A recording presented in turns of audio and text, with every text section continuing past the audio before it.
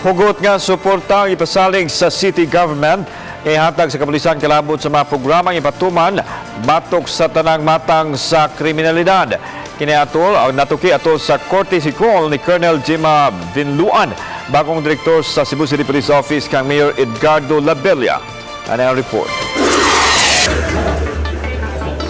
Isip pagpakita sa maayong relasyon ug hugot nga suporta, gitunol ni Mayor Edgardo Labella ang 30 ka mga sets sa bulletproof vest kang Colonel Jima Vinluan, ang bagong pangulo sa Cebu City Police Office. Ipang-apod-apod kini ngadto sa masakop sa Special Weapons and Tactics kun SWAT. Nahitabo kini atol sa courtesy call ni Vinluan kang Mayor Labella. Diin gipakita nini ang mga programa nga iyang ipatuman ilabi na sa pagpakigbatok sa kriminalidad sa syudad. Gipanghimugatan ni Vinluan ang hugot ka kampanya batok sa ilegal nga drugas.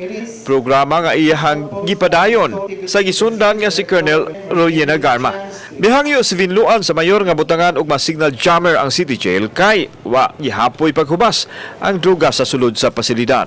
The jails here in Cebu City are, I could not say na it's too relaxed, pero ang mga leaders po ng drugs ay nandoon at patuloy, maya-maya po may mga cellphone po na nakukuha sa kanila. We can be flexible, we can be charitable, but in terms of principle, we should be as hard as a rock.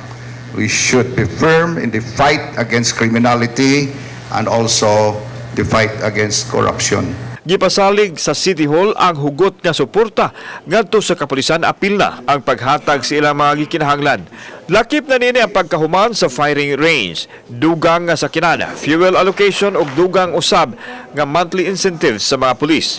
Gihatagan usab sa City Hall ang Kapolisan ug mga sinakong bugas diin 110 ka sako alang sa tanang mga police stations ug laing 90 ka mga sako sa CCPO headquarter.